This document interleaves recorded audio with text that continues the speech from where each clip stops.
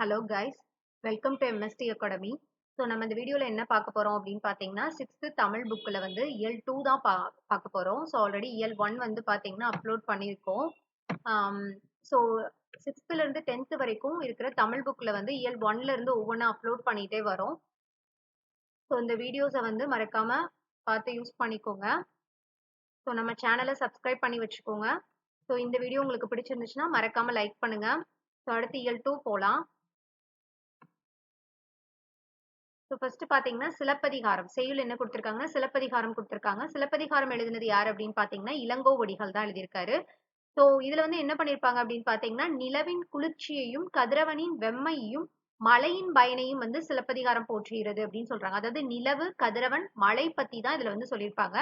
So திங்களை போற்றுதும் திங்களை போற்றுதும் ஞாயிறு போற்றுதும் ஞாயிறு போற்றுதும் மாமலை போற்றுதும் மாமலை போற்றுதும் இப்படிலாம் வந்துச்சுன்னா அது வந்து இளங்கோவடிகள் சிலப்பதிகாரத்துல தான் வந்து வரும். ஸோ எழுதுனது யாருன்னா இளங்கோவடிகள். ஸோ இதுல வந்து இளங்கோவடிகள் என்ன பண்ணியிருப்பாரு அப்படின்னா திங்கள் ஞாயிறு மாமலை இது மூணையுமே பார்த்தீங்கன்னா சோழரோட சோழ மன்னனோட வெண்குடை, அதுக்கப்புறம் ஆணை சக்கரம், அதுக்கப்புறம் அவனோட வள்ளல் தன்மையோட ஒப்பிட்டு சொல்லியிருப்பாரு. இதுல பாத்தீங்கன்னா வானிலா போற்றுவோம் மாலை அணிந்த சோழனின் குளிர்ந்த வெண்குடை போல அருளை வழங்கும் வானிலா போற்றுவோம் அப்படின்ற மாதிரி சொல்லியிருப்பாரு. கதிரவனை போற்றுவோம் காவிரி நாடான் சோழனின் ஆணை சக்கரம் போலவே இமயத்தை வரும் கதிரவனை போற்றுவோம் அப்படின்னு சொல்லுவாரு. வான்மலை போற்றுவோம் கடல் சூழ் உலகிற்கு அருளை பொழியும் மன்னனை போல முகில்வழி சுரக்கும் வான்மலை போற்றுவோம் அப்படின்ற மாதிரி சொல்லியிருக்காங்க. சோ அப்ப வந்து நிலா கதிரவன் மலை இது மூணுமே வந்துச்சு அப்படின்னு பாத்தீங்கன்னா அது வந்து சிலப்பதிகாரம் தான். சோ திங்கள் அப்படின்னா என்னன்னா நிலவு அப்படின்னு சொல்றோம். திங்கள்னா நிலவு, கொங்குனா மகரந்தம், அலர் அப்படின்னா மலர்தல் அப்படின்னு அர்த்தம், திகிரி அப்படின்னா ஆணை சக்கரம், பொற்கோட்டு அப்படின்னா பொன்மயமான சிகரத்தில் அப்படின்னு மீனிங், மேரு அப்படின்னா இமயமலை, மேருனா இமயமலை, நாமநீர் அப்படின்னா அச்சம் தரும் கடல் அப்படின்னு சொல்றோம், அலி அப்படின்னா கருணை அப்படின்னு சொல்றோம். சோ தேன் நிறைந்த ஆத்தி மலர் மாலையை அணிந்தவன் தான் சோழ மன்னன். சோ சோழர்களோட மாலை என்ன அப்படின்னு பாத்தீங்கன்னா ஆத்தி மலர் அப்படின்னு சொல்றாங்க. ஆத்தி மலர் மாலை தான் வந்து சோழ மன்னனுக்குரியது.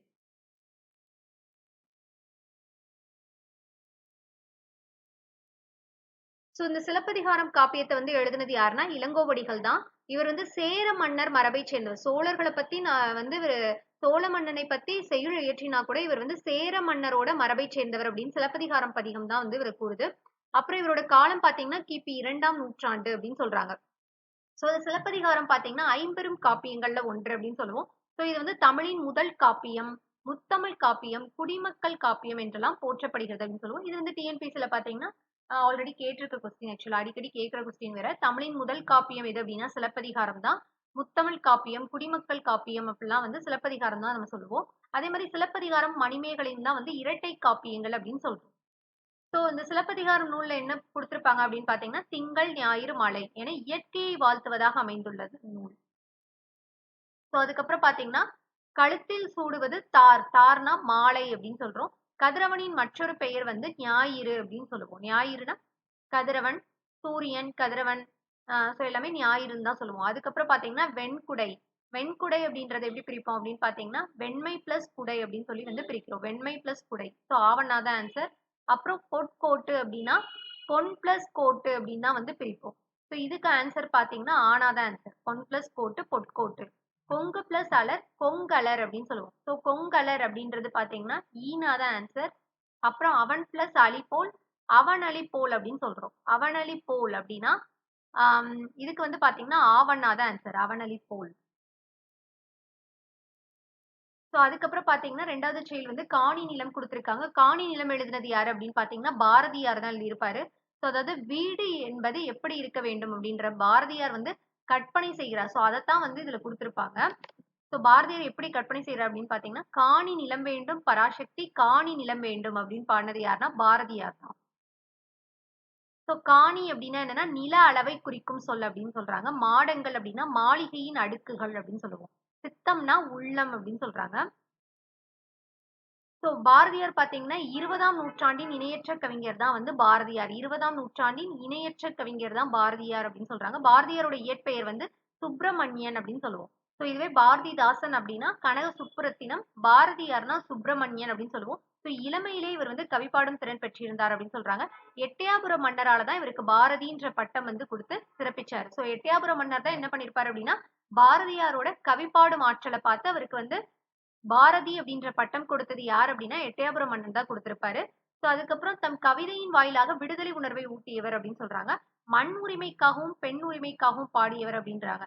அதே மாதிரி நாட்டுப்பற்றும் மொழிப்பற்றும் மிக்க பாடல்கள் வந்து பலவற்றை படைத்தவர் அப்படின்னு சொல்றாங்க. அப்புறம் பாரதியார் இயற்றிய நூல்கள் அப்படின்னா பாஞ்சாலி சபதம், கண்ணன் பாட்டு, குயில் பாட்டு இதெல்லாமே பாரதியாரோட நூல்கள் தான். ஸோ நமக்கு கொடுத்திருக்க செயல் பாத்தீங்கன்னா பாரதியார் கவிதைகள் அப்படின்ற தொகுப்புல இருந்து எடுத்திருக்கு. ஸோ கிணறு அப்படின்பதை குறிக்கும் சொல் வந்து பாத்தீங்கன்னா கேணி அப்படின்னு சொல்லுவோம். சித்தம் அப்படின்னா உள்ளம் அப்படின்னு சொல்றோம். ஸோ மாடங்கள் அப்படின்றதோட பொருள் வந்து மாளிகையின் அடுக்குகள் அப்படின்னு சொல்றோம். மாடங்கள்னா மாளிகையின் அடுக்குகள். நன்மாடங்கள் அப்படின்றது பாத்தீங்கன்னா நன்மை பிளஸ் மாடங்கள் அப்படின்னு சொல்லிட்டு பிரியும். ஈனா தான் ஆன்சர். ஸோ நிலத்தின் இடையே அப்படின்னா நிலத்தின் பிளஸ் இடையே அப்படின்னு சொல்லி பிரிப்போம். ஆவண்ணா தான் ஆன்சர். முத்து பிளஸ் சுடர் அப்படின்னா முத்துச்சுடர் அப்படின்னு சொல்லி வரும். ஈயனா தான் ஆன்சர். ஸோ நிலா பிளஸ் ஒளி நிலா ஒளி அப்படின்னு வரும். நிலா பிளஸ் ஒளி நிலா ஒளி. ஸோ ஈனா தான் இதுக்கான ஆன்சர். ஸோ இதுல வந்து பொறுத்துக பாத்தீங்க அப்படின்னா முத்துச்சுடர் போல நிலா ஒளி அப்படின்னு சொல்றோம். தூய நிறத்தில் அப்படின்னா மாடங்கள், சித்தம் மகிழ்ந்திட தென்றல். அடுத்து வந்து பாத்தீங்கன்னா சிறகின் ஓசை அப்படின்னு சொல்லிட்டு ஒரு உரைநடை கொடுத்திருக்காங்க. ஸோ இதுல பறவைகள் பத்தி வந்து கொடுத்திருப்பாங்க.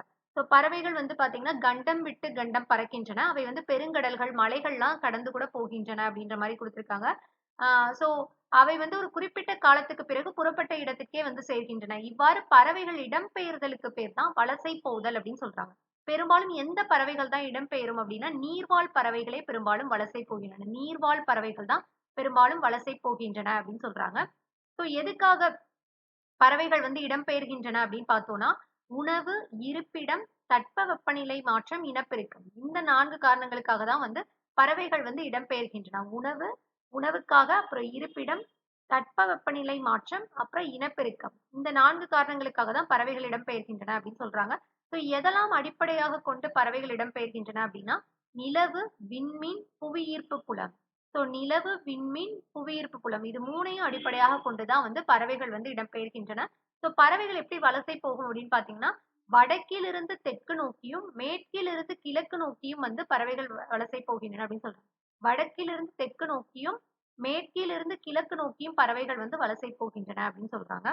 அதுக்கப்புறம் பாத்தீங்கன்னா சோ பறவைகள் வந்து இந்த மாதிரி வலசை போறப்ப அது உடலில் ஏற்படும் மாற்றங்கள் என்னெல்லாம் நடக்கும் அப்படின்னா தலையில் வந்து சிறகு வளர்தல், இறகுகளின் நிறம் மாறுதல், அப்புறம் உடலில் கற்றையாக முடி வளர்தல். இதெல்லாமே பாத்தீங்கன்னா பறவைகள் உடல்ல ஏற்படுற மாற்றம் எப்பனா வலசை போறப்ப. ஸோ தலையில் வந்து சிறகு வளர்தல், இறகுகளின் நிறம் வந்து மாறுதல், உடலில் வந்து கற்றையாக முடி வளர்தல் இதெல்லாமே. ஸோ அதுக்கப்புறம் பாத்தீங்கன்னா கப்பல் பறவைன்னு ஒண்ணு இருக்கு. அதாவது கப்பல் பறவை வந்து சிறகடிக்காமலே கடலையும் தாண்டி பறக்கும் பறவை தான் கப்பல் பறவை அப்படின்னு சொல்றோமா. இது வந்து தரையிறங்காமலே கிட்டத்தட்ட 400 கிலோமீட்டர் வரை பறக்கும் அப்படின்னு சொல்றாங்க. இதுக்கு வேற என்ன பெயர்லாம் சொல்லுவாங்க அப்படின்னா கப்பல் கூளைக்கடா, கடற்கொள்ளை பறவை. இதெல்லாமே பாத்தீங்கன்னா கப்பல் பறவையோட வேறு பெயர்கள். சோ சிறகடிக்காமலே கடலையும் தாண்டி பறக்கும் பறவைனா அது கப்பல் பறவை தான். சோ தரையிறங்காமலே கிட்டத்தட்ட 400 கிலோமீட்டர் வரை பறக்கும். சோ கப்பல் கூளைக்கடா, கடற்கொள்ளை பறவை இதெல்லாமே இதோட வேறு பெயர்கள் அப்படின்னு சொல்றோம். சோ அதே மாதிரி தமிழகத்துக்கு வந்து வெளிநாட்டு பறவைகள் வந்து வலசை வருவது பற்றி இலக்கியங்கள்ல சொல்லியிருக்காங்க அப்படின்னு சொல்றாங்க. ஏறத்தாழ 1500 ஆண்டுகளுக்கு முன்பு வாழ்ந்த சத்திமுத்த புலவர் வந்து நாராய் நாராய் செங்கால் நாராய் என்ற பாடலை எழுதியுள்ளார். அப்பாடல்ல வந்து பாத்தீங்கன்னா தென் திசை குமரி ஆடி வடதிசை கேகுவீர் ஆயின் அப்படின்ற அடிகள் வந்து பறவைகள் வலசை போற செய்தியை வந்து குறிப்பிடுகின்றன அப்படின்னு சொல்றோம். சோ அப்ப சத்தியமுத்த புலவர் யாருன்னா கிட்டத்தட்ட 1500 ஆண்டுகளுக்கு முன்பு வாழ்ந்த புலவர். அவர் தான் நாராய் நாராய் செங்கால் நாராய் அப்படின்ற பாடல் எழுதியிருக்காரு. சோ அதுல வந்து தென் திசை குமரி ஆடி வடதிசை கேகுவீர் ஆயின் அப்படின்ற அடிகள் பாத்தீங்கன்னா பறவைகள் வலசை போறதை வந்து குறிப்பிட்டிருக்கு அப்படின்னு சொல்றாங்க. சோ ஐரோப்பியாவிலிருந்து பாத்தீங்கன்னா தமிழகத்துக்கு செங்கால் நாரைகள்லாம் வந்து வருவது தற்போதைய ஆய்விலும் வந்து உறுதிப்படுத்தப்பட்டுள்ளது அப்படின்ற மாதிரி சொல்லியிருக்காங்க. சோ வெளிநாட்டு பறவைகளுக்கும் புகலிடமாக திகழ்கிறது நம்ம தமிழ்நாடு அப்படின்னு சொல்றாங்க. சோ இப்ப பாத்தீங்கன்னா வெகுவாக அழிந்து வரும் பறவை இனம் எது அப்படின்னா சிட்டுக்குருவி தானா. சோ சிட்டுக்குருவியோட உருவத்தை வச்சு எப்படி அதை வந்து ஆண் குருவி பெண் குருவி வேறுபாடு பார்ப்போம் அப்படின்னு பாத்தீங்கன்னா ஆண் குருவியோட தொண்டை பகுதி வந்து கருப்பு நிறத்தில் இருக்குமா, அதோட உடல் வந்து அடர்பழுப்பு நிறமாக இருக்கும் அப்படின்னு சொல்றாங்க. அதுவே பெண் குருவியா இருந்துச்சு அப்படின்னா மங்கிய பழுப்பு நிறத்துல இருக்கும் அப்படின்ற மாதிரி சொல்லியிருக்காங்க. ஸோ சிட்டுக்குருவி அப்படின்றது பாத்தீங்கன்னா கூடு கட்டி வாழும் ஒரு பறவை இனம் தான். ஸோ அது வந்து கூடு கட்டும்ன்றப்ப வந்து சத்தமிட்டு கொண்டே கூடு கட்டும். அதுக்கப்புறம் அது கூடு கட்டிய பின் 3 முதல் 6 முட்டைகள் வரை அதில் இடுமா. அத வந்து 14 நாட்கள் வந்து அடை காக்கும். 15வது நாள் வந்து குஞ்சுகள் வந்து அதுல இருந்து வெளிவரும் அப்படின்னு சொல்லியிருக்காங்க. ஸோ இந்த சிட்டுக்குருவிகள் வந்து பார்த்தீங்கன்னா, துருவப் பகுதிகளைத் தவிர மனிதன் வாழும் எல்லா இடங்கள்லயும் வாழ்கின்றன அப்படின்ற மாரி சொல்றாங்க. அப்ப துருவ பகுதியில மட்டும் சிட்டுக்குருவிகள் வந்து வாழாது அப்படின்னு சொல்லியிருக்காங்க. ஸோ இந்தியா முழுவதும் பார்த்தீங்கன்னா, சிட்டுக்குருவிகளை காணலாம். இமயமலை தொடர்லயும் பார்த்தீங்கன்னா, 4000 மீட்டர் உயரத்துல கூட இவை வாழ்கின்றன அப்படின்னு சொல்றாங்க. ஸோ சிட்டுக்குருவிகள் பெரும்பாலும் வந்து தானியங்கள், புழு பூச்சிகள், மலர்கள், தேன் இதத்தான் வந்து உணவா சாப்பிடும். ஸோ சிட்டுக்குருவியின் குஞ்சுகள் வந்து பெரும்பாலும் புழு பூச்சிகளே உட்கொள்ளும் அப்படின்றாங்க. ஸோ அதுக்கப்புறம் சிட்டுக்குருவியோட வாழ்நாள் பார்த்தோம்னா 10லிருந்து 13 ஆண்டுகள் வரை வந்து இருக்கும் அப்படின்றாங்க. உருவத்தில் சிறியதா இருக்கும். வேகமா பறக்கும். அதனால தான் அ விரைவாக செல்பவனை பார்த்தால் சிட்டாய் பறந்து செல்கிறான் அப்படின்ற மாரி சொல்லுவாங்க.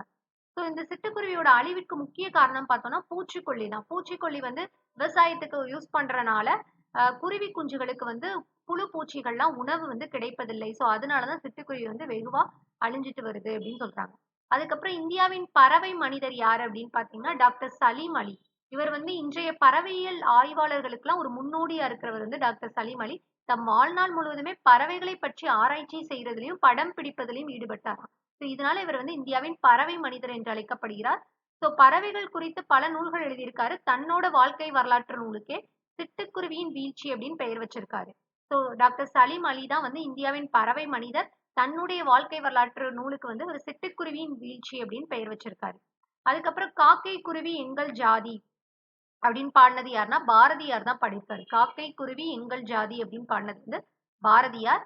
ஸோ மனிதன் இல்லாத உலகில் வந்து பறவைகள் வாழ முடியும். பறவைகள் இல்லாத உலகில் வந்து மனிதன் வாழ முடியாது அப்படின்னு சொன்னது யார் அப்படின்னு பார்த்தீங்கன்னா, பறவையியல் ஆய்வாளர் சலீம் அலி தான் அது வந்து சொல்லியிருக்காரு. மனிதன் இல்லாத உலகில் பறவைகள் வாழ முடியும். பறவைகள் இல்லாத உலகில் மனிதன் வாழ முடியாதுன்னு சொன்னது வந்து சலீம் அலி. ஸோ அடுத்து ஆர்டிகாலா அப்படின்னு சொல்லிட்டு ஒரு பறவை பத்தி குடுத்திருக்காங்க. உலகிலேயே நெடுந்தொலைவு அதாவது 22,000 கிலோமீட்டர் பயணம் செய்யும் பறவை இனம் பார்த்தீங்கன்னா, ஆ ஆர்டிகாலா தான. உலகிலேயே நெடுந்தொலைவு பயணம் செய்யும் பறவை இனம் வந்து ஆர்டிகாலா. ஸோ அதுக்கப்புறம் பறவை பற்றிய படிப்பு என்னன்னு சொல்லுவாங்கன்னா, ஆர்னித்தாலஜி அப்படின்னு சொல்லுவாங்க. உலக சிட்டுக்குருவிகள் நாள் வந்து எப்ப அப்படின்னு பார்த்தீங்கன்னா, மார்ச் 20. இது வந்து பார்த்தீங்கன்னா, டிஎன்பிஎஸ்சில அடிக்கடி கேட்கிற கொஸ்டின். உலக சிட்டுக்குருவிகள் நாள் வந்து பார்த்தீங்கன்னா, மார்ச் 20ன்னு சொல்றோம். ஸோ தட்பவெப்பம் அப்படின்றத பிரிச்சு எழுத கிடைப்பது வந்து தட்பம் பிளஸ் வெப்பம் அப்படின்னு சொல்லுவோம். தட்பம் பிளஸ் வெப்பம் ஆனா தான் ஆன்சர். அதுக்கப்புறம் வேதி உரங்கள் அப்படின்னா, வேதி பிளஸ் உரங்கள் அப்படின்னு சொல்லிட்டு பிரிப்போம். ஆவண்ணா தான் இதுக்கு ஆன்சர். தரை பிளஸ் இறங்கும் அப்படின்னா, தரை இறங்கும் அப்படின்னு சொல்றோம். ஸோ இதுக்கு ஆனா தான் ஆன்சர். வழி பிளஸ் தடம் வந்து வழித்தடம் அப்படின்னு சொல்றோம். ஸோ அப்ப வந்து பார்த்தீங்கன்னா, வழித்தடம் அப்படின்றப்ப இதுக்கு வந்து ஆவண்ணா தான் ஆன்சர். சிட்டுக்குருவி வாழ முடியாத பகுதி எது அப்படின்னா, துருவ பகுதியில மட்டும் வாழ முடியாது அப்படின்னு சொல்லியிருக்காங்க. ஸோ அப்புறம் நிரப்புக பார்த்தீங்கன்னா, மிக நீண்ட தொலைவு பறக்கும் பறவை என்னன்னா ஆர்டிகாலா. கிட்டத்தட்ட 22,000 கிலோமீட்டர் வரைக்கும் பறக்கும் அப்படின்னு சொல்லி பார்த்தோம். பறவைகள் வலசை போவதை பற்றி பாடியவர் வந்து சத்திமுத்த புலவர். இவர் வந்து 1500 ஆண்டுகளுக்கு முன்னாடியே வந்து நாராய் நாராய் செங்கால் நாராய் அப்படின்னு பாடியிருப்பாரு. பறவைகள் இடம்பெயர்வதற்கு வந்து வலசை போதல் என்று பெயர் அப்படின்னு சொல்லியிருக்காங்க. ஸோ இந்தியாவின் பறவை மனிதர் யாரு அப்படின்னா, டாக்டர் சலீம் அலி அப்படின்னு சொல்றோம். ஸோ பறவைகள் வலசை போக காரணங்கள் பார்த்தீங்கன்னா நெறைய இருக்கு. 4 காரணங்கள் பார்த்தோம். இனப்பெருக்கம், உணவு, அதுக்கப்புறம் தட்பவெப்பநிலை மாற்றம். ஆம் ஸோ உணவுக்காக பறவைகள் வலசை போகும். அதுக்கப்புறம் இனப்பெருக்கத்துக்காக, அதுக்கப்புறம் வந்து இருப்பிடம், அப்புறம் தட்பவெப்பநிலை மாற்றம் இதெல்லாமே பார்த்தோம் ஆக்சுவலா.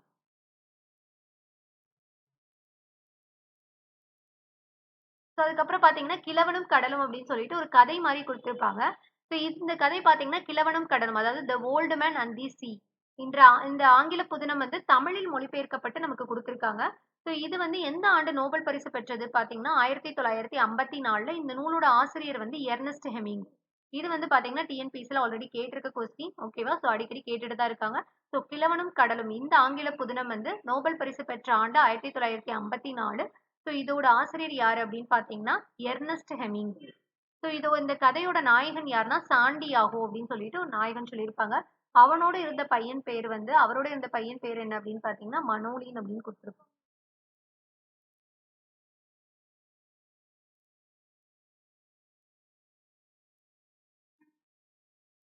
ஸோ அதுக்கப்புறம் இலக்கணம் பார்ப்போம். ஸோ முதல் எழுத்தும் சார்பெழுத்தும். ஸோ எழுத்துக்கள் பார்த்தீங்கன்னா 2 வகைப்படும் அப்படின்னு சொல்றோம். தமிழ் இலக்கணம்னா 5 வகைப்படும். அது நம்ம போன இயல்லே பார்த்தோம். எழுத்து, சொல், பொருள், யாப்பு, அணின்னு சொல்லிட்டு.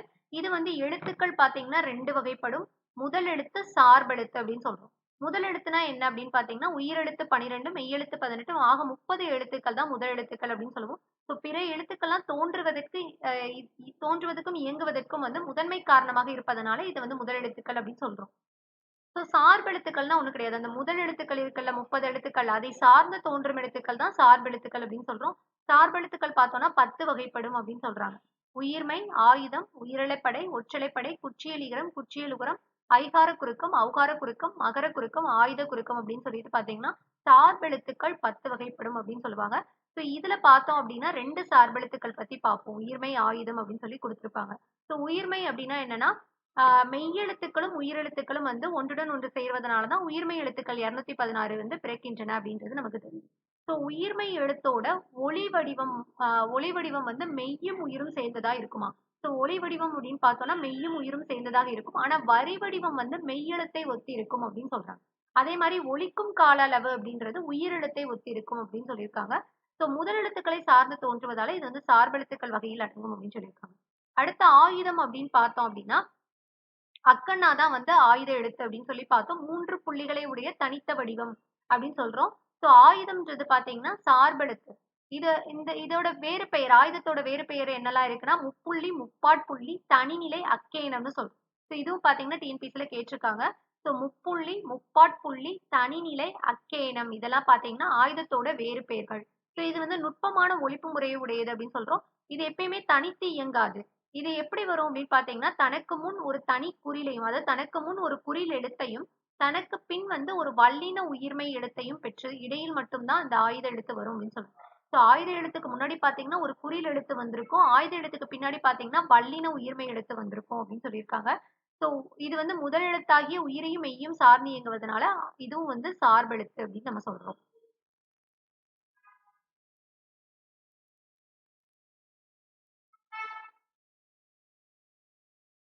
ஸோ அதுக்கப்புறம் பார்த்தீங்கன்னா, இதுல பொருத்தமான சொல்லை தேர்ந்தெடுத்து எழுதுக. பரந்து விரிந்து இருப்பதால் கடலுக்கு வந்து பறவை என்று பெயர். இதுதான் பறவை. இந்த பறவை தான் வந்து கடலை குறிக்கிறது. இந்த பறவை பார்த்தீங்கன்னா, பறக்கும் பறவை தான் பறவை வந்து நம்ம சொல்லுவோம். அது பேர்ட வந்து குறிக்கும். அதுவே பார்த்தீங்கன்னா, இலக்கிய மன்ற விழாவில் முகிலன் சிறப்பாக உரையாற்றினான். இந்த உரை தான் வந்து சரியானது. இந்த உரை அப்படின்றது கவர குறிக்கும். முத்து தம் பணி காரணமாக 3 சுழி நீ வரும். பணி காரணமாக ஊருக்கு சென்றார். அப்புறம் கலைமகள் தன் வீட்டு தோட்டத்தை பார்க்க தோழியை அழைத்தாள். இந்த அழைத்தாள் தான் வந்து பாத்தீங்கன்னா சரியான விடை.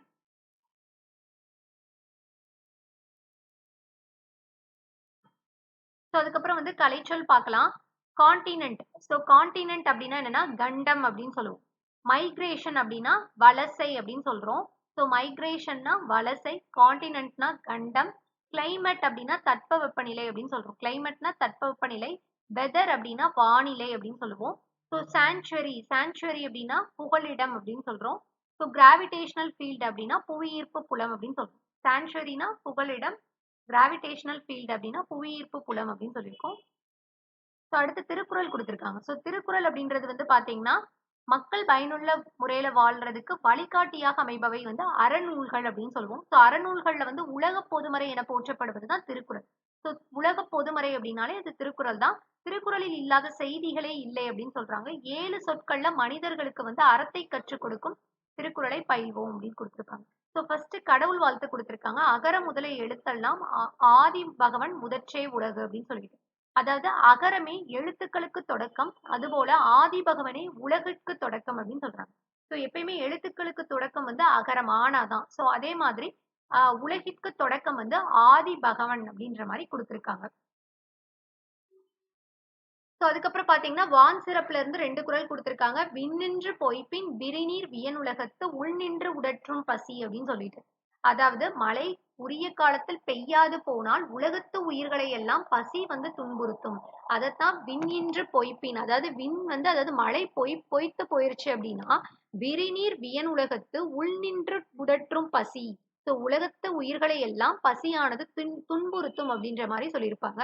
அப்புறம் கொடுப்பதும் கெட்டார்க்கு சார்வாய் மற்றாங்கே எடுப்பதும் எல்லா மழை அப்படின்னு சொல்லுவோம். அதாவது உரிய காலத்தில் பெய்யாது கெடுப்பதும் மழைதான், உரிய காலத்தில் பெய்து காப்பதும் மழைதான் அப்படின்ற மாதிரி தான். கெடுப்பதும் கெட்டார்க்கு சார்வாய் மற்றாங்கே எடுப்பதும் எல்லா மழை. ஸோ கெடுக்கிறதும் மழைதான், காப்பதும் மழைதான் அப்படின்ற மாதிரி இந்த குறள்ல வந்து திருவள்ளுவர் சொல்லியிருப்பாரு. அடுத்து நீத்தார் பெருமையில இருந்து பாத்தீங்க அப்படின்னா ஒரு குறள் கொடுத்திருப்பாங்க. செயற்கரிய செய்வார் பெரியர், சிறியர் செயற்கரிய செய்கலாதார் அப்படின்னு. அதாவது முடியாத செயலை முடித்து காட்டுபவர்கள் தான் பெரியவர்கள் அப்படின்னும், முடியாது என்போர் சிறியோர் அப்படின்ற மாதிரி இதுல கொடுத்திருப்பாங்க. செயற்கரிய செய்வார் பெரியர் அப்படின்னா முடியாத செயலை கூட முடிச்சு காட்டுறவங்க தான் பெரியோர். அதை வந்து முடியாது அப்படின்னு சொல்றவங்க வந்து சிறியோர் அப்படின்ற மாதிரி கொடுத்திருப்பாங்க. அடுத்து மக்கட்பேறு அப்படின்றதுல இருந்து பாத்தீங்கன்னா 2 குறள் கொடுத்திருப்பாங்க. தம்மின் தம்மக்கள் அறிவுடைமை மாநிலத்து மண்ணுயிர்க்கெல்லாம் இனிது அப்படின்னு சொல்லிட்டு. அதாவது தம்மை விட தம் பிள்ளைகள் வந்து அறிவுடையோர் என்றால் மக்களுக்கு அதுதான் மகிழ்ச்சி அப்படின்ற மாதிரி கொடுத்திருக்காங்க. தம்மின் தம்மக்கள் அறிவுடைமை மாநிலத்து மண்ணுயிர்க்கெல்லாம் இனிது அப்படின்னு சொல்லியிருப்பாங்க. ஈன்ற பொழுதின் பெரிதுவக்கும் தன் மகனை சான்றோன் என கேட்ட தாய். அதாவது தம் பிள்ளையின் புகழை கேட்ட தாய் பெற்றெடுத்த போது அடைந்த மகிழ்ச்சியை விட பெருமகிழ்ச்சி அடைவாள் அப்படின்னு சொல்றாங்க. அதாவது ஈன்ற பொழுதின் பெரிதுவக்கும்னா பெற்ற பொழுது அடைந்த மகிழ்ச்சியை விட தன் மகனை ஒரு சான்றோன் வந்து புகழ்றத கேட்கிற தாய் வந்து பெருமகிழ்ச்சி அடைவாள் அப்படின்ற மாதிரி சொல்லியிருப்பாங்க. ஸோ அதுக்கப்புறம் பாத்தீங்கன்னா அன்புடைமையில இருந்து 2 திருக்குறள் கொடுத்திருக்காங்க. ஸோ அன்பிலார் எல்லாம் தமக்குரியர், அன்புடையர் என்பும் உரியர் பிறருக்கு. ஸோ அன்பில்லாதவரோ எல்லாமே தமக்குத்தான் உரியது அப்படின்னு சொல்லுவாங்க. அன்பு உடையவரோ தன்னுடைய உடம்பே பிறருக்கு உரியது அப்படின்ற மாதிரி எண்ணுவாங்க அப்படின்னு சொல்லியிருப்பாங்க. ஸோ அன்பின் வலியது உயிர்நிலை அஃதிலாருக்கு என்பு தோல் போர்த்த உடம்பு அப்படின்னு கொடுத்திருக்காங்க. அன்பு இருப்பதுதான் உயிருள்ள உடல், அன்பு இல்லாதது வெறும் எலும்பும் தோலும் தான் அப்படின்ற மாதிரி இதுல சொல்லியிருப்பாங்க. ஸோ அடுத்து இனியவை கூறல் அப்படின்னா பணிவுடையன் இன்சொலன் ஆதல் ஒருவருக்கு அணியல்ல மற்ற பிற. அதாவது பணிவும் இன்சொல்லும் தான் ஒருவனுக்கு சிறந்த அணிகலன்கள் அப்படின்னு சொல்றாங்க. அதாவது ஒருவனுக்கு மிகச்சிறந்த அணிகலன்களா இருக்கிறது எது அப்படின்னா பணிவும் இன்சொல்லும் தான், மற்றவை எதுவுமே அணிகலன்கள் ஆகாது அப்படின்னு சொல்றாங்க. ஸோ இனிய உளவாக இன்னாத கூறல் கனி இருப்ப காய்கவர் தச்சு அப்படின்னா இனிய சொல் இருக்கும்போது இன்னா சொல் பேசுவது கனி இருக்கும்போது காயை உண்பதை போன்றது அப்படின்னு சொல்லியிருக்காங்க. அதாவது இனிய சொல்கள்லாம் இருக்கும்போது இன்னா சொல் வந்து பேசுவது கனி இருக்கும்போது காயை உண்பதற்கு சமமானது அப்படின்ற மாதிரி இதுல கொடுத்திருப்பாங்க.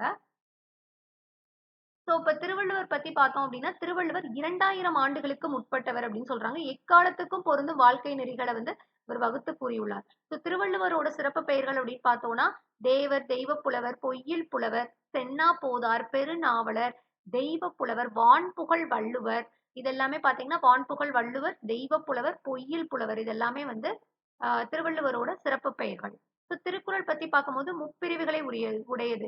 அதாவது 3 பிரிவுகள் இருக்கு. அறத்துப்பால், பொருட்பால், இன்பத்துப்பால் அப்படின்னு சொல்லுவோம். திருக்குறள் பாத்தீங்கன்னா 14 கீழ்க்கணக்கு நூல்களுள் ஒன்றுதான். திருக்குறள் நாலடியார் இதெல்லாமே 14 கீழ்க்கணக்கு நூல்களுள் ஒன்று அப்படின்னு சொல்லுவோம். திருக்குறள்ல பாத்தீங்கன்னா 133 அதிகாரங்களும் 1330 குறட்பாக்களையும் கொண்டுள்ளது. திருக்குறளில் இல்லாததும் இல்லை, சொல்லாததும் இல்லை என்ற வகையில வந்து இது சிறந்து விளங்குகிறது அப்படின்னு சொல்றாங்க. இது வந்து உலக பொதுமறை வாயுரை வாழ்த்து என சிறப்பு பெயர்களால் அழைக்கப்படுகிறது. திருக்குறளோட சிறப்பு பெயர்கள் தான் உலக பொதுமறை வாயுரை வாழ்த்து அப்படின்னு சொல்லுவோம். இது வந்து பாத்தீங்கன்னா 100க்கும் மேற்பட்ட மொழிகள்ல வந்து மொழிபெயர்க்கப்பட்டுள்ளது அப்படின்னு கொடுத்திருக்காங்க. நமக்கு பாத்தீங்கன்னா டிஎன்பிஎஸ்சில திருக்குறள்ல இருந்து பாத்தீங்கன்னா அதிகமான கொஸ்டின்ஸ் வந்து கேட்டுட்டு தான் இருக்காங்க. இது வந்து நிரப்புக மாதிரியும் கேட்பாங்க. இல்லைன்னா ஒரு குறள் கொடுத்துட்டு அதோட மீனிங் மாதிரி அதோட பொருள் கூட கொடுத்து ஆப்ஷன்ல கொடுத்து கேட்கலாம்.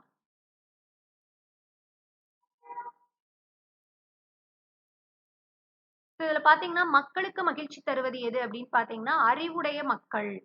ஒருவருக்கு சிறந்த அணி எது அப்படின்னு பாத்தீங்கன்னா பணிவும் இன்சொல்லும் தான் அப்படின்ற மாதிரி கொடுத்திருப்பாங்க. இந்த மாதிரி கூட கொடுப்பாங்க. அதாவது கேட்பாங்க பொருத்தமான சொற்களை கொண்டு நிரப்புக அப்படின்ற மாதிரி. இனிய உளவாக இன்னாத கூறல் கனியிருப்ப காய்கவர் தச்சு அப்படின்னு சொல்லுவோம். அன்பிலார் எல்லாம் தமக்குரியர், அன்புடையார் என்பும் உரியர் பிறருக்கு அப்படின்னு சொல்லுவோம். அதுக்கப்புறம் பாத்தீங்கன்னா பின்வரும் செய்திக்கு பொருத்தமான திருக்குறள் என்ன என்பதை கண்டறிக அப்படின்ற மாதிரி கொடுத்திருக்காங்க. அதாவது என்னன்னா 2016ஆம் ஆண்டு ரியோ நகரில் மாற்றுத்திறனாளிகள் ஒலிம்பிக் போட்டி நடைபெற்றது. அதில் தமிழ்நாட்டைச் சேர்ந்த மாரியப்பன் வந்து கலந்து கொண்டார்.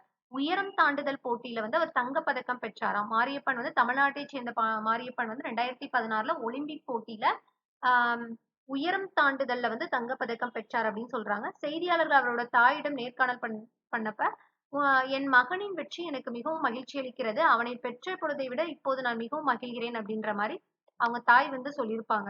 ஸோ இது வந்து இதுல எந்த குறள வந்து இதுல வருது அப்படின்றது பார்த்தீங்கன்னா, "ஈன்ற பொழுதின் பெரிதுவக்கும் தன் மகனை சான்றோன் எனக் கேட்ட தாய்" அப்படின்றது தான் வந்து இந்த குறளோட பொருளா வருது. ஸோ இதோட பார்த்தீங்க அப்படின்னா, 6த் புக்ல இயல் 2 வந்து கம்ப்ளீட்டட் ஆயிருச்சு. ஸோ அடுத்து வந்து இயல் 3 வந்து நெக்ஸ்ட் வீடியோல பார்க்கலாம். ஸோ மறக்காம நம்ம சேனல சப்ஸ்கிரைப் பண்ணி வச்சுக்கோங்க. கீழ உள்ள லைக் பட்டன கிளிக் பண்ணுங்க. Thank you.